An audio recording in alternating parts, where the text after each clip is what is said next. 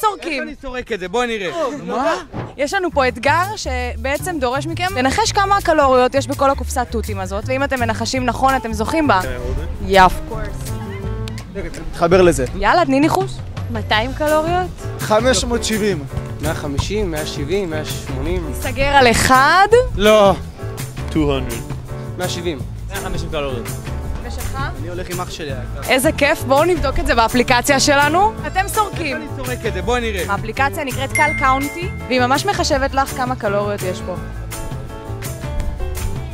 אשכרה. אני יכול לעשות את זה על עוד דברים? על הכל, על הכל. מדהים, מדהים.